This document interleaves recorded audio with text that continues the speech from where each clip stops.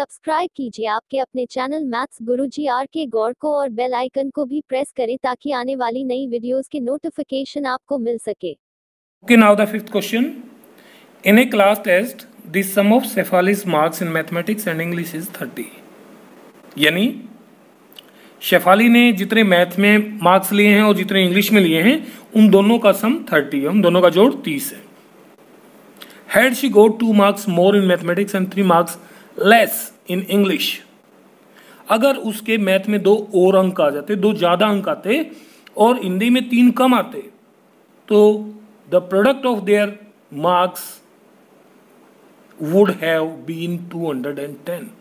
तो उन दोनों मार्क्स का, उन जो नए मार्क्स बने ना, 2 मैथ में ज्यादा होते और 3 इंग्लिश में कम होते, तो उस स्थिति में दोनों का प्रोडक्ट 210 होता, 210 होता।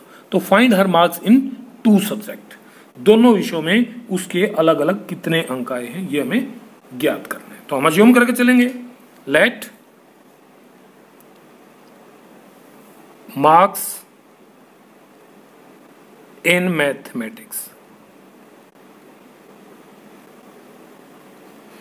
equal to x।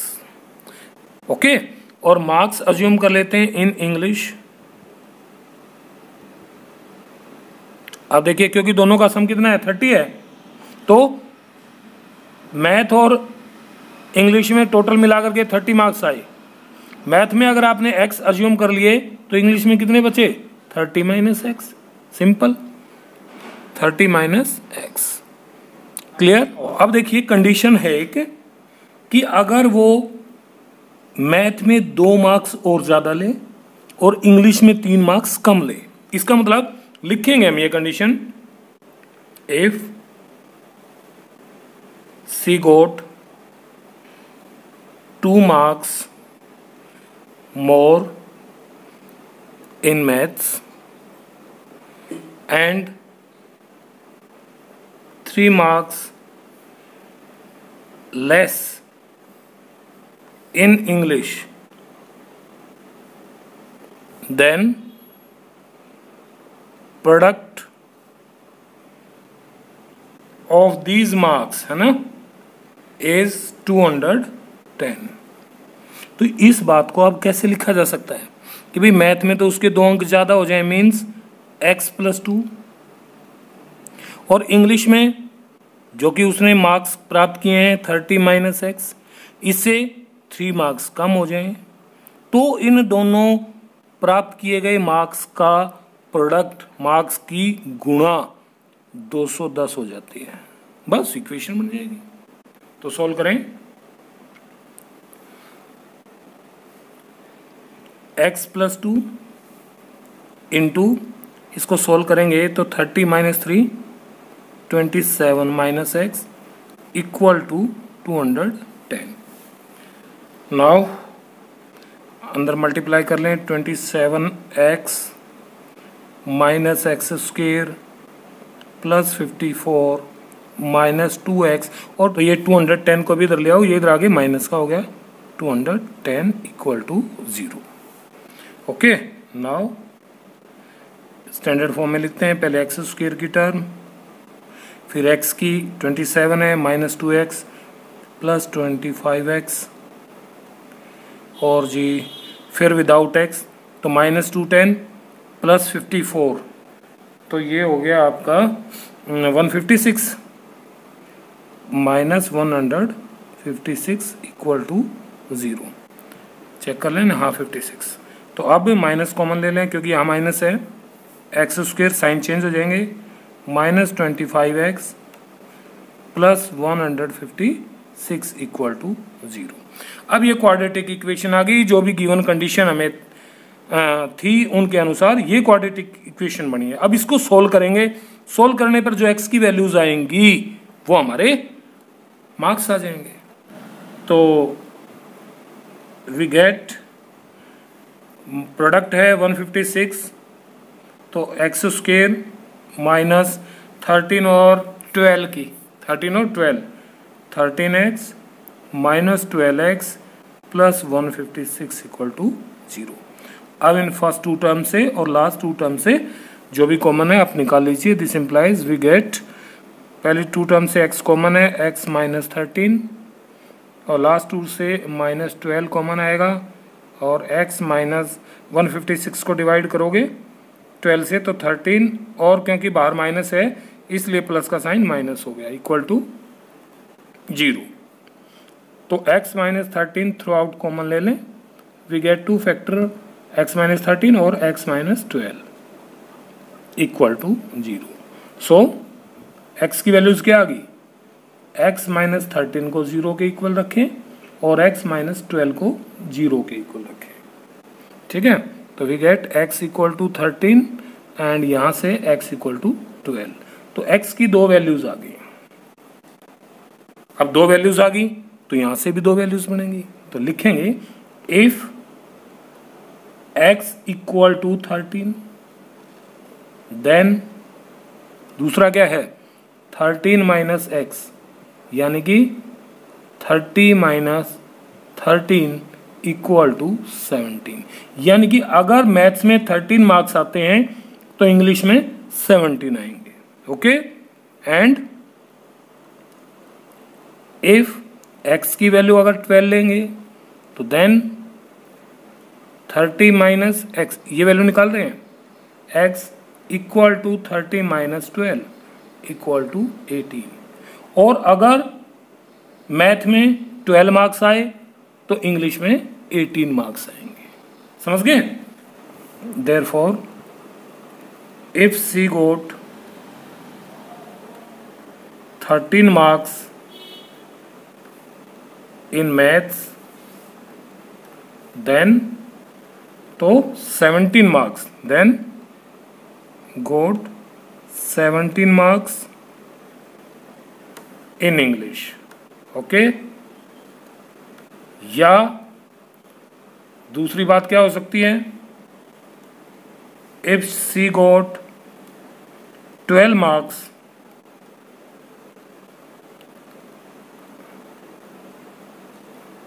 In maths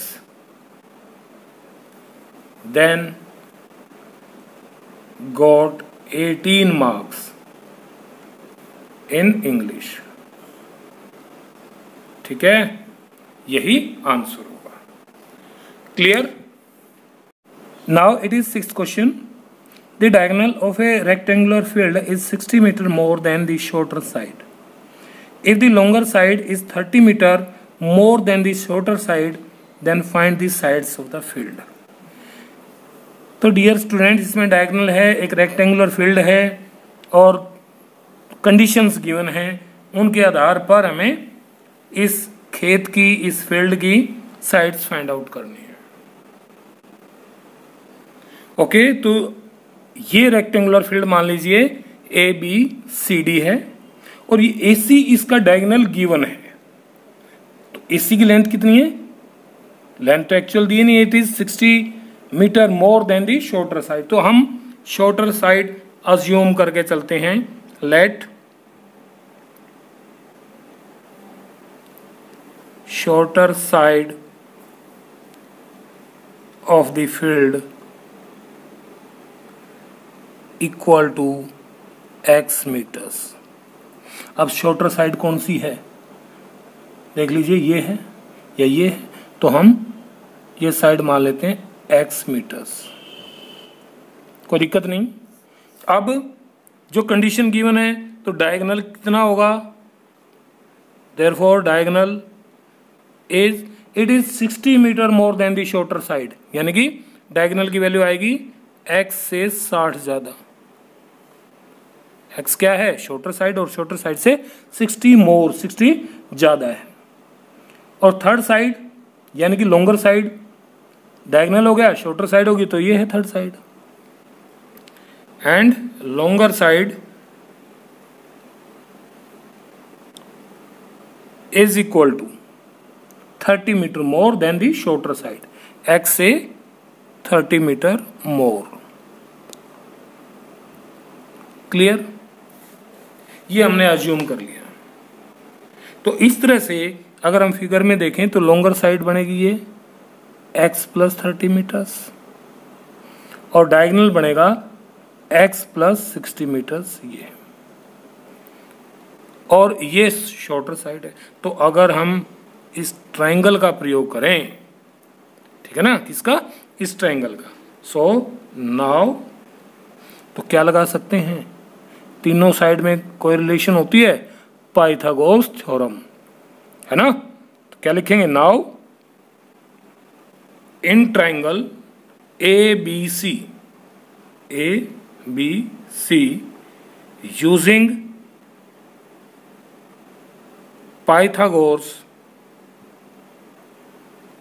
theorem we get, Pythagoras theorem क्या कहती है, hypotenuse square equal to base square plus perpendicular square. तो हाइपोटेन्यूज क्या है, डायगोनल, यानी कि x plus 60 square equal to base square x plus 30 square, और plus perpendicular x है x स्क्वायर। कोई दिक्कत? ओके, अब इसको सोल्व करें, क्वाड्रेटिक इक्वेशन फाइंड आउट करें। तो we get a plus B whole square, formula लगाओ, a square plus 2ab, 2 into a into B plus B square 60 square equal to, यहाँ भी a प्लस बी फार्मूला, तो a square plus 2 into A की value x, b की value 30 और plus B square 30 square और plus x square, ठीक है। तो ये टर्म बन गई। अब इसको सोल्व करते हैं। देखिए एक्स स्क्वायर है, ये एक्स स्क्वायर है, ये तो कट गया। बाकी जो टर्म्स हैं वो भी देख लेते हैं। दिस इम्प्लाइज, यहाँ से आ गया 2x 60 मल्टीप्लाई करें 120x प्लस 60 का स्क्वायर 3600 इक्वल टू, यहाँ देखिए यहाँ आ गया 2 into 30 60x plus 30 square 900, square का मतलब 30 की मल्टीप्लाई 30 से, और प्लस एक्स स्क्वायर। अब इन दोनों टर्म्स को इधर उठा ले जाओ, तो दिस इम्प्लाइज वी गेट यहाँ से x square plus 60x plus 900, और ये दोनों टर्म इधर आएंगी इनकी तरफ, तो नेगेटिव साइन चेंज 120x और माइनस 3600 इक्वल टू 0। इसको स्टैंडर्ड फॉर्म में लिख लो। तो ये आ गया एक्स स्क्वायर और x की वैल्यूज आ गई माइनस 60, और ये 3600 में से 900 सब्ट्रैक्ट 2700 माइनस 2700 इक्वल टू 0। अब इसके फैक्टर बनाते हैं, इसको सोल्व करेंगे। तो ये प्रोडक्ट है, प्रोडक्ट नेगेटिव है तो बीच में जो संख्या, ये दो संख्याओं का डिफरेंस है 90 का और 30 का। तो we can write it as x square minus 90x plus 30x minus 2700 equal to 0। Factor बना लीजिए। This implies x common x minus 90 plus 30 common, और यहाँ से x बचा माइनस ये 90 आ गया इक्वल टू 0। और अब लिख सकते हैं आप यहाँ, this implies x minus 90 through out common ले लें, तो यहाँ से बचा x प्लस 30, दो फैक्टर हो गए, दोनों को बारी बारी से 0 के इक्वल रखें। तो this implies we get x minus 90 equal to 0 and x plus 30 equal to 0।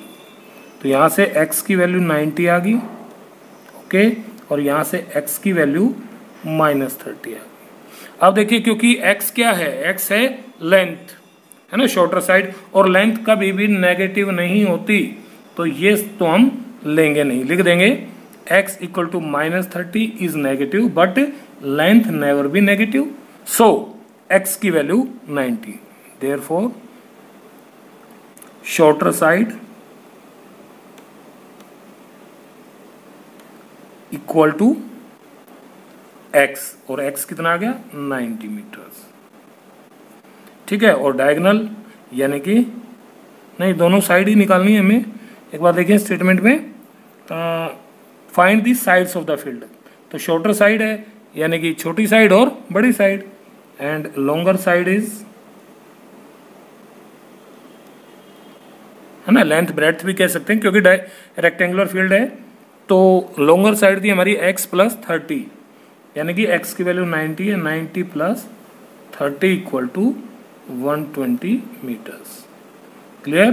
तो ये दोनों रिक्वायर्ड आंसर सही है। ये बात आप जरूर लिखें कि x equal to -30 is a negative quantity and length never be negative, so x की वैल्यू 90 एक्सेप्ट होगी। Okay okay, now it is 7th question.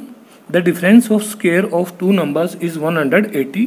The square of the smaller number is 8 times of the larger number. Find the two numbers. अब यहाँ दो numbers हैं और दोनों numbers का square करें, डिफरेंस करें तो 180 प्राप्त होगा, और छोटे नंबर का अगर हम स्क्वायर करते हैं तो वो बड़े नंबर के 8 गुणा के बराबर है। ठीक है, नंबर्स फाइंड आउट करें।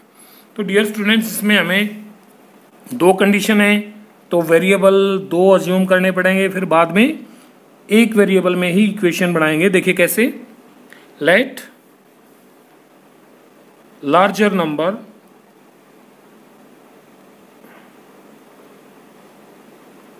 इक्वल टू x एंड स्मॉलर मान लीजिए and smaller number equal to y। अब जो दोनों कंडीशंस हैं वो ऑपरेट करेंगे, क्योंकि डिफरेंस 180 है, पॉजिटिव है, तो इसका मतलब बड़ी संख्या का स्क्वायर करेंगे और फिर छोटी संख्या का स्क्वायर उसमें से घटाएंगे। ठीक है, तो हम लिखेंगे according to question, according to question क्या कहा है कि स्क्वायर्स का डिफरेंस एक्स स्क्वायर और वाई स्क्वायर, और ये डिफरेंस जो है ये 180 है। इसको हम इक्वेशन 1 कह लेते हैं। क्यों? क्योंकि अब ये एक कंडीशन और बाकी है, उसको भी देखते हैं। अब दूसरी कंडीशन क्या है कि the square of the smaller number. Now again square of the smaller number means y है, y का square equal to 8 times of the larger number, 8 into x. समझ गए? इसको मानते हैं इक्वेशन 2। अब इन दोनों का प्रयोग करें और एक वेरिएबल में बना लें, यानी कि वाई स्क्वायर यहां से हटा दूं और इसकी जगह क्या रख दूं, इक्वेशन 2 से 8x रख दूं। ठीक है, नाउ लिखेंगे आप from equation 1 and 2 we get x square minus y square नहीं लिखता मैं यहाँ, वाई स्क्वायर को क्या लिख दूंगा 8x, तो दोनों कंडीशन यूज होगी, इक्वल टू 180। अब इसको सॉल्व करेंगे तो x square minus 8x minus 180 equal to 0। Okay, अब क्वाड्रेटिक इक्वेशन किस में आ गई, स्टैंडर्ड फॉर्म में आ गई। तो फैक्टर्स बनाते हैं, मल्टीप्लिकेशन 180 है और ये डिफरेंस हो गया 8, तो डिफरेंस 8 हो और मल्टीप्लाई करें तो 180 आए। सो आप देखेंगे कि 10 और 18 अगर लेते हैं हम दो फैक्टर्स, तो 18 10 जा 180 और 18 और 10 में डिफरेंस माइनस, डिफरेंस 8 रहेगा। तो दिस इंप्लाइज हम लिख सकते हैं इसको एक्स स्क्वायर माइनस 18x और plus 10x minus 180 equal to 0। ये साइन डिपेंड करते हैं इस साइन के ऊपर, ठीक है ना। अगर यहाँ माइनस का है तो बड़ी संख्या के साथ माइनस लगेगा, और यहाँ प्लस होता तो बड़ी संख्या के साथ प्लस और छोटी संख्या के साथ दूसरा साइन। अब इन दोनों से और इन दोनों से जो कॉमन है निकाल लीजिए, तो x कॉमन, x माइनस 18, यहाँ से plus 10, x minus 18 equal to 0। Okay, and now तो फैक्टर्स आ गए यहाँ से, x minus 18 through out common, दूसरा फैक्टर आ गया x plus 10 equal to 0। Okay, अब देखिए यहाँ से x माइनस 18 को 0 के इक्वल रखें और x प्लस 10 को इक्वल टू 0 रखें, तो x की वैल्यू यहाँ से 18 आ गई और यहाँ से x की वैल्यू माइनस 10। ओके, नाउ अब क्या करें भाई, x की वैल्यू आ गई है 2, अब y की वैल्यू निकालते हैं। तो y की वैल्यू कहाँ से निकलेगी? देखिए x की वैल्यू या तो यहाँ रख दो, यहाँ से y की वैल्यू आ जाएगी, या फिर इक्वेशन 2 से। ठीक है, नाउ 2 से चलते हैं, फ्रॉम इक्वेशन 2, और 2 क्या है? y square equal to 8x। तो इस स्थिति में जब x की वैल्यू 2 है तो देयरफॉर y स्क्वेयर की वैल्यू भी 2 आएंगी, यानी कि 8 इंटू एक्स की वैल्यू एक बार तो 18 रखो, और y square equal to 8 into x की वैल्यू -10 रखो। ठीक है कि नहीं? तो सॉल्व करें, दिस इम्प्लाइज यहाँ से y स्क्वेयर आ गया 18 8 जा 144, और यहाँ से देखेंगे तो y स्क्वेयर की वैल्यू आ गई -80। और भैया ये पॉसिबल नहीं है। क्यों पॉसिबल नहीं है? क्योंकि y स्क्वेयर यानी कि y का स्क्वेयर या किसी भी नंबर का स्क्वेयर कभी नेगेटिव नहीं हो सकता। Square quantity always positive. तो आप लिख देंगे it is not possible. Clear? So यहां से y की वैल्यू फाइंड आउट करते हैं। y की वैल्यू क्या आ गई? +-12, लेकिन वैल्यू पॉजिटिव लेंगे तो देयरफॉर y इक्वल टू 12, और x की वैल्यू क्या ली जाएगी? 10।